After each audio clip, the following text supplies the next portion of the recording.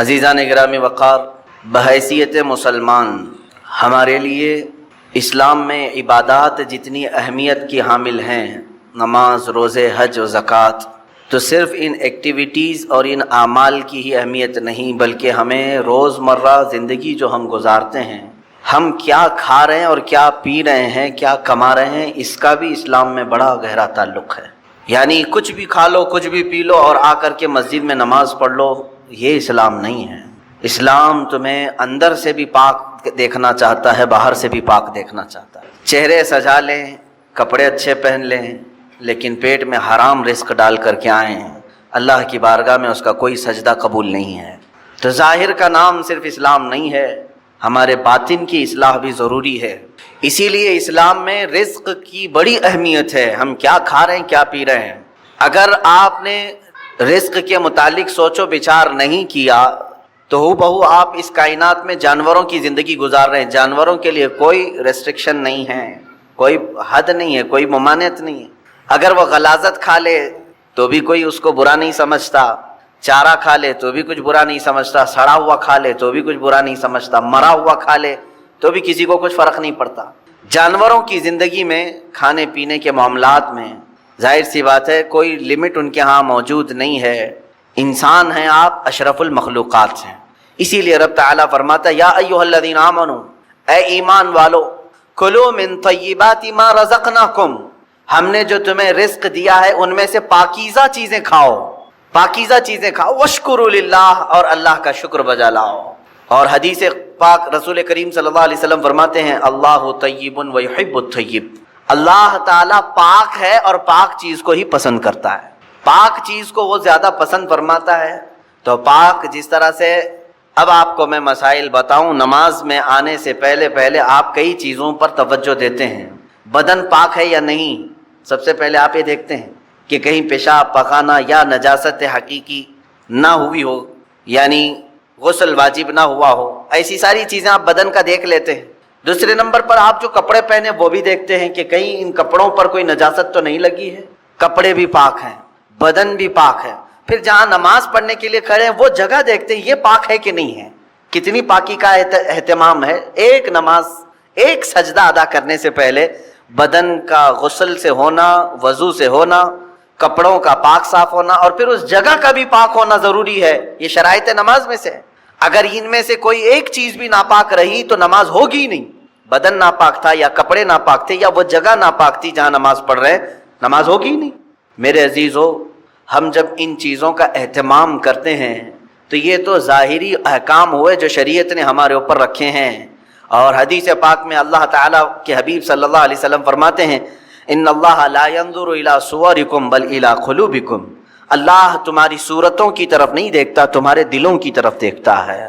اب تم مسجد میں آ رہے ہو، بدن بھی پاک کر کے آئے، کپڑے بھی پاک کر کے آئے، اور جگہ بھی پاک ہے جہاں نماز پڑھ رہے ہیں، لیکن جسم کے اندر حرام غذا لے کر کے آئے، ناپاک چیزیں کھا کر کے آئے، جس چیز کے اللہ نے اور اس کے رسول نے منع فرمایا وہ چیزیں اپنے جسم کے اندر لے کر کے آئے، تو یوں ہی سمجھ لو میرے عزیزوں کہ اندر کی غلاظت سے آپ نے اپنے آپ کو صاف نہیں کیا، باہر صرف صاف ہو گئے۔ اسی وجہ سے نمازوں کا کما حقہ لطف بھی نہیں مل پاتا، عبادتوں کا وہ ذوق بھی نہیں آ پاتا۔ اس کی وجہ کیا ہے؟ اندر سے یہ خرابی موجود ہے، اوپر سے جتنی لیپا پوتی کر لیں ہیں۔ اس کی مثال یوں ہی ہے، آپ نے اپنے جیب میں سڑے ہوئے گوشت کے ٹکڑے رکھے ہیں، مردہ رکھا ہوا ہے، ظاہر سی بات ہے ایک مردہ اور یہ سڑے ہوئے گوشت کی بدبو کتنی ہوتی، یا غلاظت اپنی جیب میں رکھے ہوئے ہیں، اوپر سے عطر پر عطر لگا رہے ہیں، عطر پر عطر لگا رہے ہیں، جتنا بھی عطر لگاؤ وہ اندر کی غلاظت کی بدبو آ ہی جاتی ہے۔ اور کبھی ایسا ہوتا ہے کہ اس عطر کا بھی فائدہ نہیں ہوتا، وہ مکس ہو کر کے کوئی اور ہی بو بن جاتی ہے، کوئی اور ہی مہک آنے لگ جاتی ہے۔ عزیزان گرامی، ہم اپنے اندر کی غلاظتوں کو رکھ کر کے اگر نماز، روزے، زکوٰۃ یہ ساری چیزیں کرتے رہیں تو ایسی ہی ہے کہ یہ عبادتوں کا کما حق فائدہ نہیں اٹھا پاتے۔ نمازوں میں لطف کیوں نہیں مل پاتا، سجدوں میں یہ تڑپ کیوں نہیں آ پاتی، دلوں کی پاکیزگی اور حلال رزق کی جو اہمیت اسلام میں ہے اس کی طرف توجہ نہ دینے کی وجہ سے یہ ساری چیزوں کی خرابی آتی ہے۔ کسی نے کہا تھا، آپ تو کہتے ہیں قرآن میں ہے، اللہ نے فرمایا ان الصلاۃ تنہی عن الفحشاء والمنکر بے شک نماز ہر بے حیائی اور برائی سے روکتی ہے. ادھر نماز پڑھ رہا ہے ادھر چپل چوری کر رہا ہے، ادھر نماز پڑھا ادھر فوراً باہر نکلتے ہی اجنبی عورتوں پر نظر ڈال رہا ہے. تو کہاں اس کی نماز نے تو بے حیائی سے اسے روکا ہی نہیں. قرآن کہہ رہا ہے نماز بے حیائی سے بچاتی ہے، برائی سے بچاتی ہے.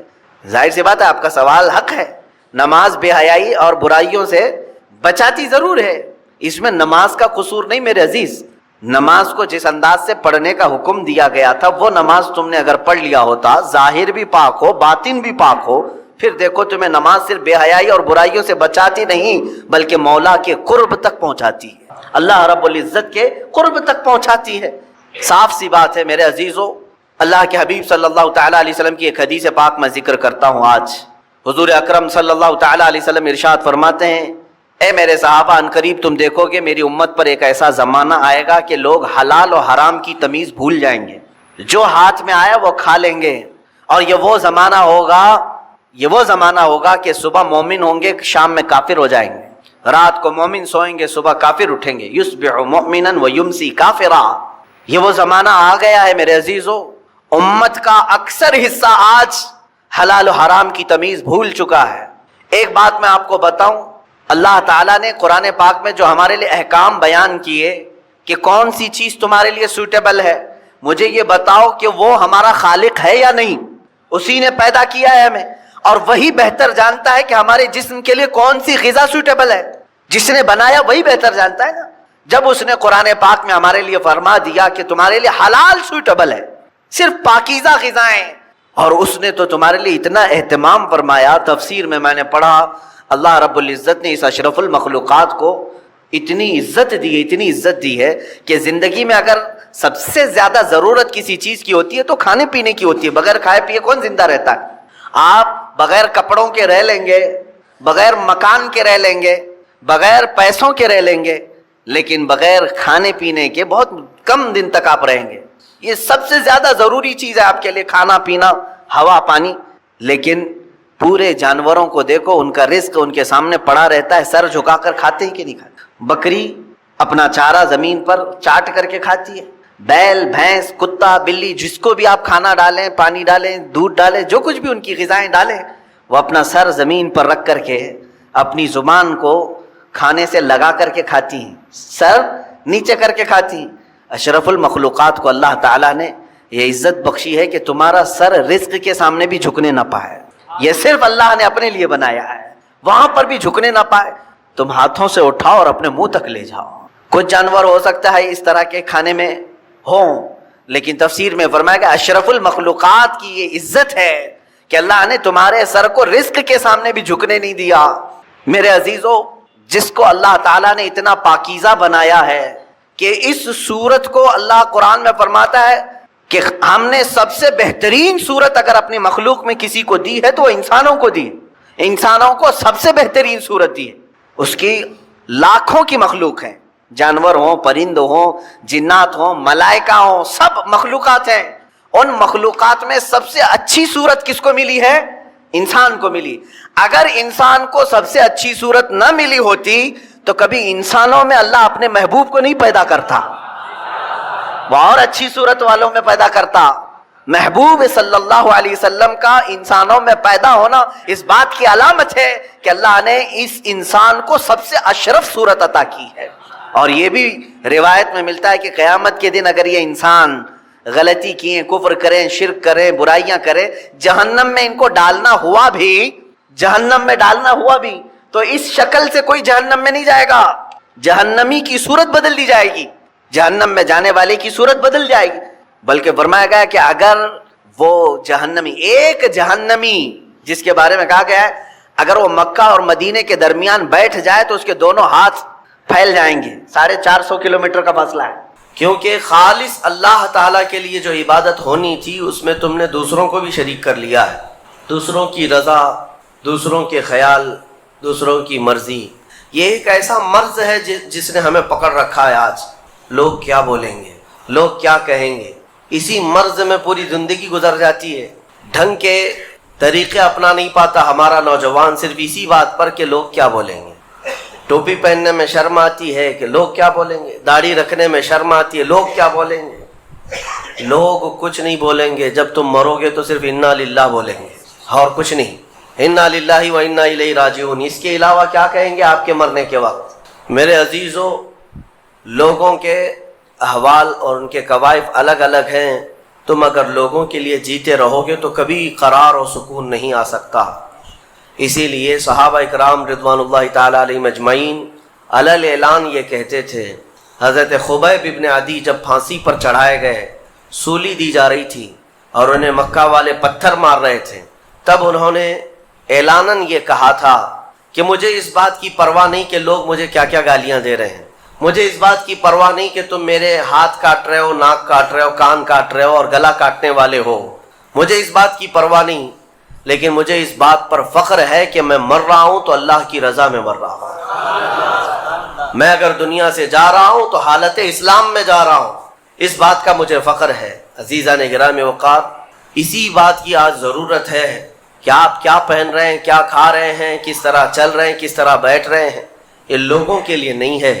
ہماری زندگی کے طور طریقے جو کچھ بھی ہونے چاہیے وہ اللہ اور اس کے رسول کے لیے۔ ایک حدیث میں آپ کو بتاتا ہوں جس کا آخری والا حصہ گفتگو کا اصل مقصد ہے۔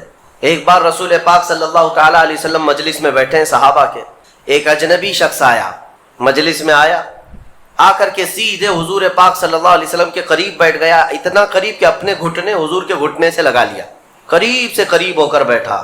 صحابہ اکرام اور بھی مجلس میں تھے، سب دیکھ رہے تھے، اور وہ اجنبی جو شخص آیا تھا اس کو کوئی بھی پہچانتا نہیں تھا۔ اس نے آتے ہی سوالات کرنا شروع کیا۔ سب سے پہلے اس نے پوچھا مل ایمان، ایمان کسے کہتے ہیں؟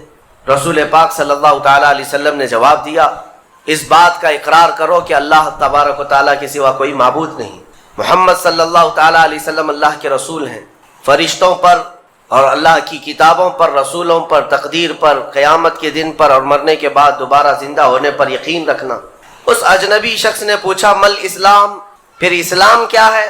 حضور پاک صلی اللہ علیہ وسلم نے اس کا بھی جواب دیا، اللہ کی وحدانیت اور محمد صلی اللہ علیہ وسلم کی رسالت کا اقرار کرنا، نماز پڑھنا، روزے رکھنا رمضان کے، زکوٰۃ دینا مالک نصاب کو، اور حج کرنا صاحب استطاعت کو، یہ اسلام ہے۔ 2 سوالات ہو گئے۔ تیسری مرتبہ اس نے سوال کیا مل احسان، احسان کیا چیز ہے؟ احسان نیکی کو کہتے ہیں، احسان یہی پورا تصوف ہے جس کو لے کر آج صوفیہ اکرام چلتے ہیں۔ اس نے پوچھا احسان کسے کہتے ہیں؟ اب جواب میں میرے آقا صلی اللہ علیہ وسلم نے 2 جملے ارشاد فرمائے، وہ ہماری پوری زندگی کو گھیرے ہوئے ہیں۔ کیا فرماتے ہیں؟ ان تعبد اللہ کأنک تراہ وإن لم تکن تراہ فإنہ یراک۔ رسول پاک صلی اللہ علیہ وسلم فرماتے ہیں احسان کا مطلب یہ ہے کہ تم اللہ کی عبادت ایسے کرو جیسے تم اسے دیکھ رہے ہو۔ عبادت، نماز کی بات نہیں، عبادت، عبادت میں سب چیزیں آ جاتی ہیں، روزہ بھی عبادت ہے، زکوٰۃ بھی عبادت ہے، حج بھی عبادت ہے، خیرات بھی عبادت ہے، نماز بھی اس کا ایک حصہ ہے۔ اور رسول پاک نے فرمایا ساری عبادت ایسے کرو جیسے تم اللہ کو دیکھ رہے ہو، اور اگر تمہاری یہ کیفیت نہیں آ پاتی تو ایسی عبادت کرو کہ اللہ تمہیں دیکھ رہا، یہ خیال تو آ جائے کہ اللہ تمہیں دیکھ رہا ہے۔ اب وہ شخص جو سوالات کر رہا تھا اس نے ساری چیزوں کو کہا صدقت صدقت، ہاں آپ بالکل سچ کہہ رہے ہیں، سچ کہہ رہے ہیں۔ حضرت عمر فاروق فرماتے ہیں کہ کون اجنبی ہے، خود سوال بھی کرتا ہے اور خود تصدیق بھی کرتا ہے، جواب ملنے کے بعد کہتا ہاں بالکل آپ نے صحیح کہا۔ اخیر میں اس نے کہا متی الساعۃ یا رسول اللہ صلی اللہ علیہ وسلم، قیامت کب آئے گی؟ اس کے جواب میں رسول کریم صلی اللہ تعالیٰ علیہ وسلم نے مخفی انداز میں ارشاد فرمایا جتنا پوچھنے والے کو معلوم ہے اتنا ہی پوچھے جانے والے کو بھی، ہاں یہ اور بات ہے کہ میں اس کی علامتیں تمہیں بتا دیتا ہوں۔ پھر فرمایا جب تم دیکھو گے کہ عورت اپنا سردار جننے لگ جائے، مطلب یہ ہے کہ ماں باپ پر لو بچے حکومت کرنے لگ جائیں، اور ننگے پیر چلنے والے نیچ ذات کے لوگ بڑی بڑی بلڈنگوں میں فخر کرنے لگ جائیں، بڑی بڑی عمارتوں پر فخر کرنے لگ جائیں، حکومتیں اور کرسیاں ان کے ہاتھوں میں آ جائیں، اور پھر جب تم دیکھو کہ گانے باجے کی کثرت ہو جائے، یہ دوسری احادیث کا مفہوم بھی اس میں آپ کے ساتھ رکھ رہا ہوں، زنا عام ہو جائے، تب تم انتظار کرو کہ قیامت بہت قریب آ چکی۔ میرے عزیزو، حضرت عمر فاروق رضی اللہ تعالیٰ عنہ فرماتے ہم سب سن رہے تھے اور وہ اجنبی آیا اور سوالات کیا اور چلا گیا۔ حضرت عمر کہتے ہیں میں فوراً مجلس سے اٹھ کر باہر گیا کہ اس کو پکڑ کر کے پوچھوں کہ اتنے اہم سوالات کہاں سے لایا تھا، لیکن رسول پاک صلی اللہ علیہ وسلم نے مجھے بلایا، ادھر آؤ عمر، وہ کوئی مسافر نہیں تھا، وہ جبرائیل امین تھے جو تمہارا دین سکھانے آئے تھے۔ اتاکم جبرائیل یعلمکم دینکم، وہ تمہارا دین سکھانے تمہیں آئے تھے۔ بہرحال یہ حدیث جبرائیل اس کو کہتے ہیں۔ اس میں جو لفظ آیا ہے کہ تم اللہ کی عبادت ایسے کرو جیسے تم اسے دیکھ رہے ہو، یہ ہماری پوری زندگی کا حصہ ہونا چاہیے، پوری زندگی کا حصہ۔ اسی لیے میرے آقا صلی اللہ تعالیٰ علیہ وسلم سے سوال کیا گیا تھا، صحابہ نے پوچھا دنیا کی طاقتور چیزوں میں بڑی طاقت والی چیز کون سی ہے؟ ترتیب وار حضور اکرم صلی اللہ تعالیٰ علیہ وسلم نے ارشاد فرمایا لوہا ہے، لوہا بہت مضبوط چیز ہے۔ صحابی نے پوچھا کیا اس سے بھی زیادہ طاقتور کوئی چیز ہے؟ کہا ہاں، اس سے بھی زیادہ اگر طاقت آگ میں ہے، کیونکہ آگ لوہے کو پگھلا دیتی ہے۔ پوچھنے والے نے کہا کیا آگ سے بھی زیادہ طاقت کسی میں ہے؟ حضور نے فرمایا ہاں، پانی میں ہے، پانی آگ کو بھی بجھا دیتا ہے، پانی کی طاقت بہت زیادہ ہے، سونامی پانی ہی سے تو آتا ہے۔ اور اس کے بعد پھر پوچھنے والے نے کہا کیا پانی سے بھی زیادہ طاقت کسی کی ہے؟ آپ صلی اللہ علیہ وسلم نے فرمایا ہاں، دنیا میں سب سے زیادہ طاقت ہوا کے اندر ہے، وہ پانی ہو کہ لوہا ہو کہ آگ ہو، سب کو ہوا اڑا لے جاتی ہے۔ اور ہوائیں جب جوش میں آئیں یا جلال میں آئیں تو بڑے بڑے پہاڑ بھی کھسک سکتے ہیں۔ ہواؤں کی طاقت کا اندازہ تم نہیں لگا سکتے، گھروں کی چھتیں اکھاڑ لیں گی اور لوگوں کو تہس نہس کر دیں گی ہوائیں اگر جلال میں آئیں۔ تو پھر پوچھنے والے نے پوچھا کیا اس سے بھی زیادہ طاقت کسی کے اندر ہے؟ حضور پاک صلی اللہ علیہ وسلم نے فرمایا ہاں، ایک چیز میں ہے اور اس سے زیادہ پھر کسی کی چیز میں نہیں۔ پوچھا وہ کیا ہے؟ میرے آقا صلی اللہ علیہ وسلم فرماتے ہیں اس ہاتھ میں ہوا سے زیادہ طاقت ہے جو اللہ کی راہ میں عطا کیا تو دوسرے ہاتھ کو خبر نہ ہوگی۔ یہ اخلاص والا ہاتھ، اخلاص والا ہاتھ کہ اسے خود خبر نہ ہوئی ہو کہ اس نے اللہ کی راہ میں دیا ہے تو کتنا دیا، کیسے دیا۔ میرے عزیزو، یہ اس کو اخلاص کہتے ہیں، یہ خالص اللہ کے لیے دیا، خالص اللہ کے لیے دیا، اس کی طاقت بہت زیادہ ہے۔ اب آپ کو میں وہ نکتہ بھی سمجھا دوں، اولیاء اکرام کی کرامتیں سنتے رہتے ہیں، میاں وہ کیا کھا کر کے اتنی طاقت بنائے تھے۔ غوث پاک رضی اللہ تعالیٰ عنہ بغداد میں بیٹھے ہوں اور دریا میں اگر سیلاب یا طوفان آ جائے اور کشتی بھنور میں پھنسنے لگے تو کئی واقعات ہیں کہ کشتی میں بیٹھے ہوئے مسافروں نے دیکھا کہ غوث پاک تشریف لائے، ان کی کشتی کو سل دیا، سنبھالا۔ جن کشتیوں میں پھٹن تھی یا پانی آ رہا تھا، یہ طاقت کیسے، یہ تصرف کیسے ان کے پاس حاصل ہوا؟ کوئی کھانا پانی ایسا ہے دنیا میں جس کو کھانے کے بعد اتنی بڑی طاقت مل جاتی ہے؟ میرے عزیزو، یہ اولیاء کاملین کے پاس جو بھی طاقت تھی وہ اخلاص کی طاقت تھی، وہ جو عمل کرتے تھے وہ خالص اللہ کے لیے کرتے تھے، خالص اللہ کے لیے، اور وہ اپنے آپ کو تک فنا کر چکے ہوتے اللہ رب العزت کی بارگاہ میں۔ اسی لیے میرے عزیزو، ان طاقتوں کے سامنے دنیا کی کوئی طاقت ٹک نہیں پاتی، اخلاص کی طاقت۔ آج تم کر کے تو دیکھو، اللہ رب العزت کی بارگاہ میں اگر مخلص ہو گئے تو شیطان جو چیلنج کر کے آیا تھا اللہ کی بارگاہ میں، لَأَقْعُدَنَّ لَهُمْ صِرَاطَكَ الْمُسْتَقِيمَ، مولا میں تیرے سیدھے راستے پر بیٹھ جاؤں گا، جو بھی تیرے سیدھے راستے سے گزرے گا میں اس کو بہکاؤں گا، کبھی دائیں جانب سے، کبھی بائیں جانب سے، کبھی آگے سے، کبھی پیچھے سے۔ قرآن کی آیت میں بتا رہا ہوں آپ کو، 8ویں پارے میں اللہ نے فرمایا، شیطان یہ چیلنج کیا اللہ سے، قیامت تک تو مجھے مہلت دے دے، میں تیرے بندوں کو بہکاؤں گا۔ اور پھر اللہ تبارک و تعالیٰ سے وہ کہتا ہے کہ ان سب کو سیدھے راستے سے میں ہٹاؤں گا، لیکن شیطان نے اخیر میں ایک جملہ یہ بھی کہا، مولا یہ جتنے بھی سیدھے راستے پر چلیں گے ان کو بہکا تو دوں گا، الا عبادک منہم المخلصین، مگر تیرے وہ بندے جو اخلاص کے ساتھ تیری عبادت کرتے ہیں ان پر میرا داؤ نہیں چل سکے گا، میں انہیں نہیں بہکا سکوں گا۔ اب اندازہ کرو کہ شیطان جس کے پاس ساری طاقتیں آ جاتی ہیں باطل طریقے سے وقتی طور پر، وہ عاجز آ گیا تو پھر دنیا کی یہ چھوٹی موٹی طاقتیں تمہارا کیا بگاڑ لیں گی؟ اگر اخلاص تمہارے اندر آ جائے، خلوص کی دولت آ جائے، دنیا میں جو کچھ بھی کر رہے ہو سب دکھاوے کے لیے نہیں ہے، کچھ عبادتیں ایسی ہیں جو تمہارے ساتھ راز رہے تمہارے اور تمہارے پروردگار کے بیچ۔ ہر بات کی تشہیر کرنا ضروری نہیں ہوتا کہ لوگوں کی مدد آپ نے کیا تو پیپر میں چھاپ دیا، اور آپ کوئی نیکی کر رہے ہیں تو ضروری نہیں ہوتا کہ ہر چیز کی تشہیر کی جائے۔ ہاں، کچھ چیزوں میں حکمت اور مصلحت ہو سکتی ہے کہ لوگوں کو نیکی کی طرف بلانے کے لیے اعلان کیا گیا ہو، لیکن ہر چیز میں نہیں۔ عزیزان گرامی وقار، اخلاص جب کسی کے پاس ہو تو ایک اور حدیث میں آپ کو بتا دوں، بندے جو عبادت کرتے ہیں نا، یہاں پر دنیا میں بھی سب کا کچھ نہ کچھ ایک غرض ہے، کچھ نہ کچھ ایک مقصد ہے۔ آپ نماز کے لیے آئے ہیں یا نیکیاں کر رہے ہیں یا گناہوں سے بچ رہے ہیں تو کوئی تو غرض ہوگی۔ حدوں میں سے ایک چیز ہوگی، جہنم کا خوف ہوگا، اللہ کے عذابات سے ڈر لگتا ہوگا، اس لیے نماز پڑھ لیتے ہیں، پوری اپنی صحیح کر لیتے ہیں۔ یا تو پھر جنت کی نعمتوں کا شوق ہوگا کہ جنت میں جانا ہے، صحابہ تابعین اولیاء کاملین کے پڑوس میں رہنا ہے، یا تو شوق ہے یا تو ڈر ہے، اور یہ دونوں چیزیں بندے کو عبادت کرواتی ہیں۔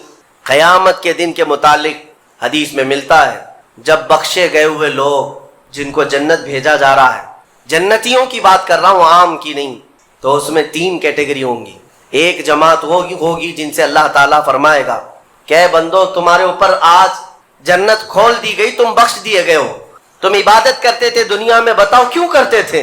وہ بندے کہیں گے کہ مولا تیری جہنم سے بڑا ڈر لگتا تھا، اس کے عذابات کا خوف تھا، اس لیے ہم عبادت کرتے تھے۔ رب تعالیٰ فرماتا ہے کہ جس چیز سے تم ڈرتے تھے میں نے آج بچا لیا، جاؤ میری جنت میں۔